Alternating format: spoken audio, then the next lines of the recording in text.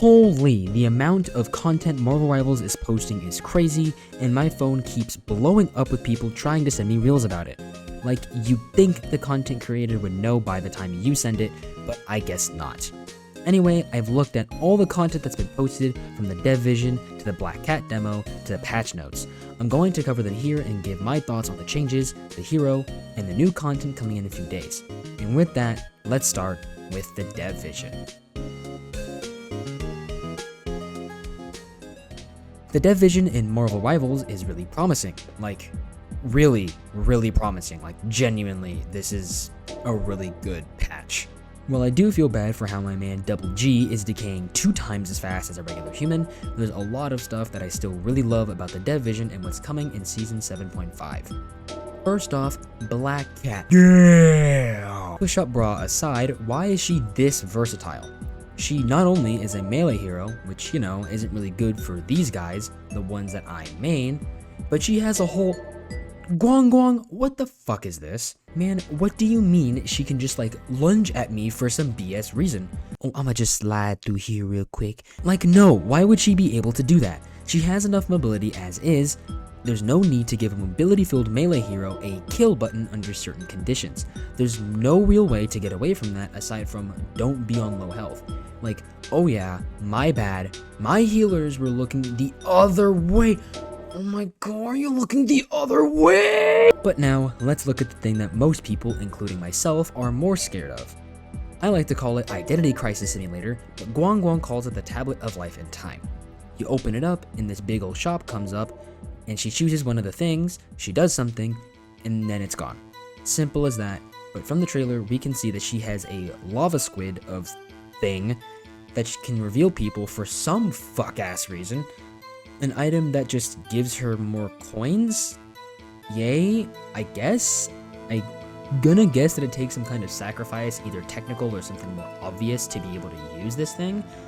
But hitting up the Nigerian prince saying, "Ayo bro, can I borrow 1,000?" and the prince just says yes and then doesn't take your credit card information?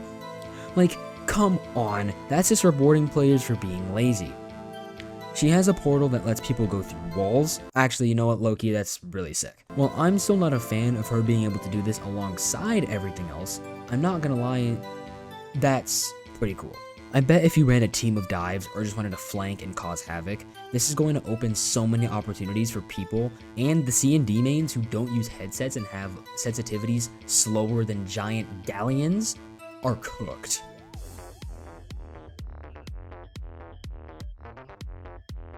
On April 23rd, the new PvE mode, Blood Hunt, is going live. Now look, if Marvel Zombies was developed in like basically MAPPA conditions with strict deadlines and virtually no time, and that mode was actually a really fun game mode, Blood Hunt is going to be peak.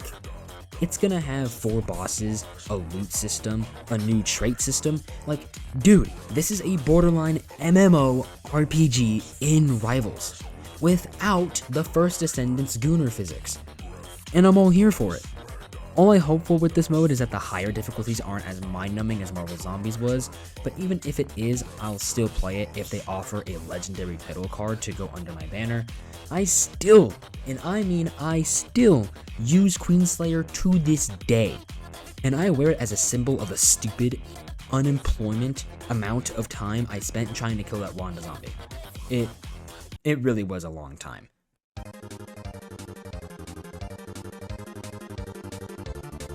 The first Avengers Infinity Saga movie is dropping into Marvel Rivals with Loki vs. Avengers. I actually don't really care about this. I mean, yeah, it's cool, but it's like getting a new 3DS, getting Mario Kart 7, Super Mario 3D Land, and then like Fire Emblem. Like, I mean, yeah, it's cool, but like, I have Mario Kart right there. When put up against the main game modes in Blood Hunt, I could just not really care about this mode. Although I'm not gonna stop them because content is content, and pumping them out as much as they are is a different story that I will save for a later video. Before we get to the next section, I would actually really appreciate it if you subscribed. I want to become part of the cool kids and get content from Rivals early and eventually become a creator in the space to give back to my subscribers. That could be you. Just press those fun little buttons and I'll love you forever. Deal? Deal. Alright, now let's get back to the video.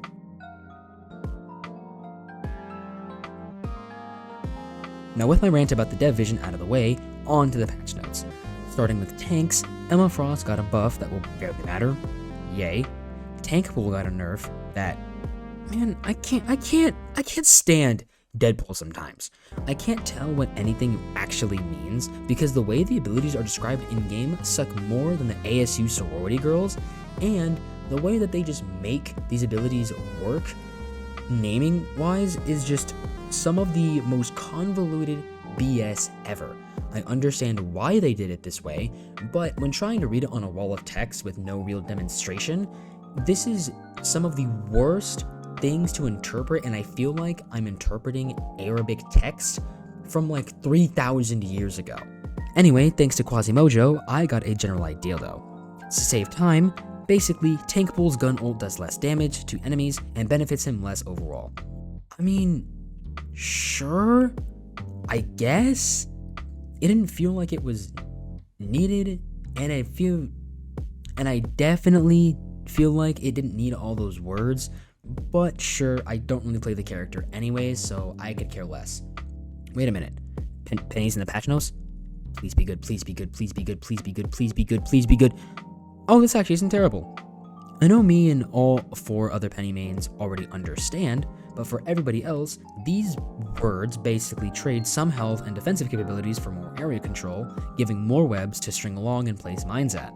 My only complaint is that her main part of her kit, aka the nest, doesn't really get much more power this way and instead puts more focus on the mines, which takes a lot of setup, and probably will do much of nothing for people in higher elos or really just in general. But hey, a buff is a buff, and while Guang Guang gets Hulk mains and doesn't give him skins, he also gets Party Parker and doesn't let her be useful because metal rank losers don't know how to not run straight down main. Elsa Bloodstone actually took a decently hard hit, with her cooldowns increased and damage reduced. Thank the Lord. I was saying this for a while, but her having that much mobility despite not really being a dive was arguably one of the most annoying parts of her kit.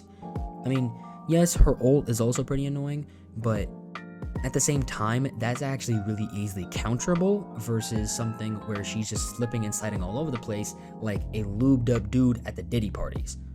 Bucky finally no longer grounds you on the uppercut.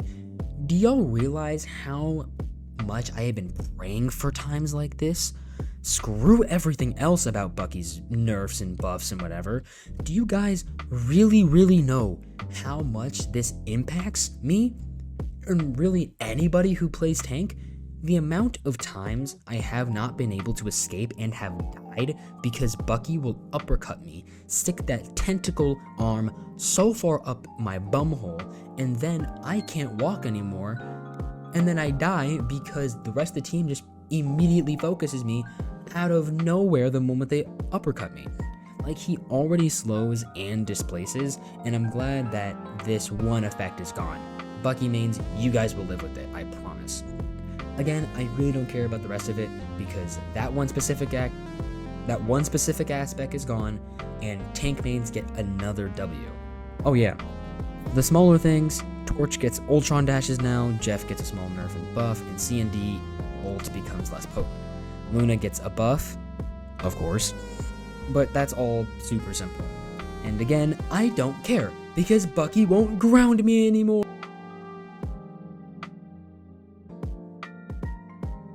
Anyway, that's my rant about what's coming up this next season. I know this video is actually really low effort, but I'll make up for it in the next video. I promise. Please like, subscribe, and comment your thoughts on this upcoming patch. I'd love to hear about it. With that, I love you all, and I'm gone.